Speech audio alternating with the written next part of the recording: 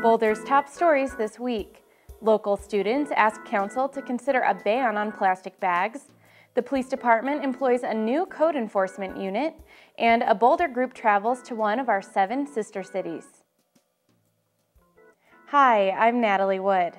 Earlier this month, a group of students from the Net Zero Club at Fairview High School and Summit Middle School lobbied City Council to consider a ban on plastic bags.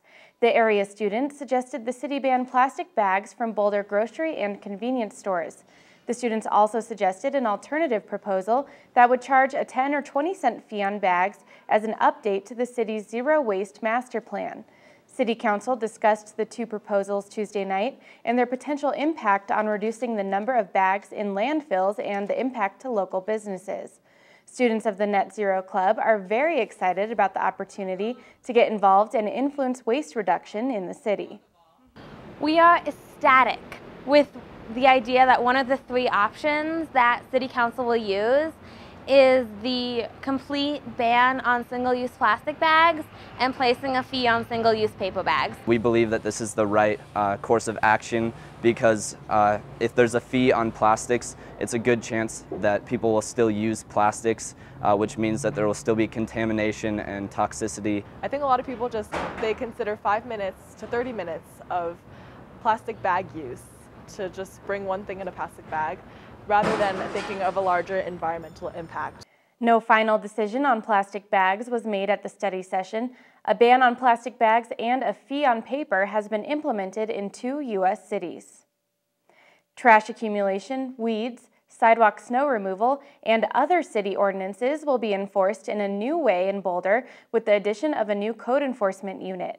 For several months, the City of Boulder has been working with the police department in an effort to more efficiently provide enforcement to city codes. As a result, the Boulder PD has deployed a new unit dedicated to enforcing specific city regulations. Jennifer Riley of the Boulder Police Department says the new unit will give a more dedicated and focused approach to the nuisance violations for the community. The community is going to see a lot faster response. We actually run off of the police department dispatch, so if someone needs code enforcement services during our business hours, they can call the non-emergency dispatch number and they have a direct line to us. We'll be dispatched out to the problem, so they'll get a faster response in that respect. Plus, it's only focusing on the nuisance violations, so we can give a dedicated approach to those type of violations. Building safety and zoning complaints will continue to be investigated by environmental zoning enforcement officers who will be able to act as a dedicated enforcement resource in those important areas.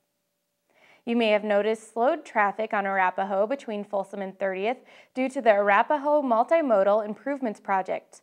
The $1.5 million project will improve all modes of transportation along the corridor, including multi-use paths on both sides of Arapahoe, a bus lane, and additional bike racks and landscaping.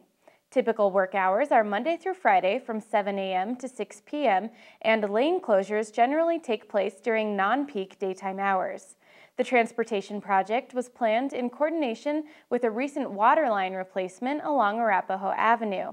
With the new water line functioning under the street, the Transportation Division can now concentrate on improving on-street conditions for pedestrians, motorists, and transit users. The construction is expected to last 6 months and be completed by spring of 2012. For more information about the project, visit the transportation page on the city's website. The Boulder Yateras Sister City Committee is leading its first trip to Yateras, Cuba, after receiving a license to travel to the communist-ruled country from the U.S. Department of the Treasury. The trip to the mountainous region of about 20,000 people is for educational purposes and meaningful interactions with the residents of Yateras, and the government travel license requires the group to have a full itinerary of educational activities during the 8-day trip. Those activities can include things like learning how to dance or visiting cultural sites. Boulder has 7 sister cities, and each sister city group finances its own projects. Taxpayer money is not spent on traveling to sister cities. So far, 11 people have committed to the Yateras trip, but there is still room for 5 more. Any Boulder resident who is interested in learning about Cuba is welcome to attend.